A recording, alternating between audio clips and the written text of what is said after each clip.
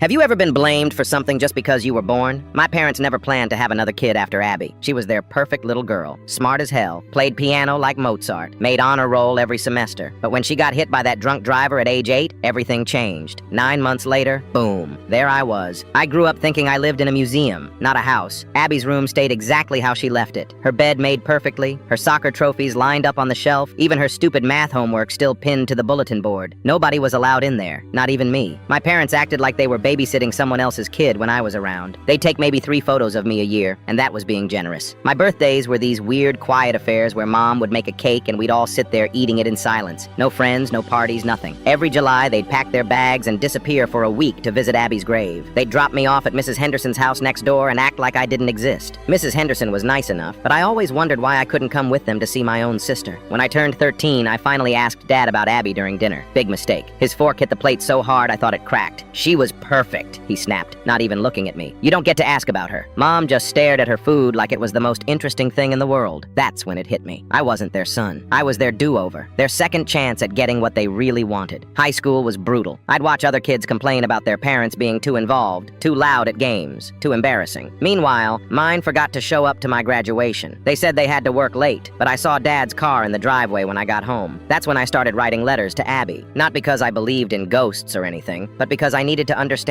what made her so damn special that my parents couldn't love anyone else. "Dear Abby," I wrote one night, "I know you were awesome and everything, but I'm tired of living in your shadow. They wish you never died, and they wish I was never born, but here I am anyway." I left that letter taped to the attic door where they kept all her stuff. I figured if they wanted to worship their dead daughter so much, they might as well read what their living son had to say. The next morning, I found a dusty photo album slid under my bedroom door. No note, no explanation. Just this old book filled with baby pictures. My baby pictures. Pictures I'd never seen before. Most of them had me alone in the frame, but a few had Mom holding me, and she was actually smiling. That album sat on my desk for weeks. I'd flip through it sometimes, wondering when exactly they stopped taking photos, when exactly they decided I wasn't worth remembering. The breaking point came during my senior year. I'd gotten accepted to state college with a partial scholarship, something I was actually proud of. When I showed them the letter, Dad just grunted and went back to watching TV. Mom said, "That's nice, honey," without looking up from her book. But when Mrs. Henderson mentioned how proud they must be, Mom burst into tears and locked herself in the bathroom for an hour. That night, I packed everything I owned into 2 garbage bags and my old backpack. I left the photo album on the kitchen table with a note that said, "Thanks for the memories. Hope you find what you're looking for." I crashed on my friend Jake's couch until I could get a dorm room sorted out. College was weird at first. Nobody knew about Abby or my messed up family. I was just Tyler, regular guy with regular problems. I haven't been back home since. Mom calls sometimes, usually around Abby's birthday or the anniversary of her death. We talk about the weather and my grades, nothing real. Dad never calls.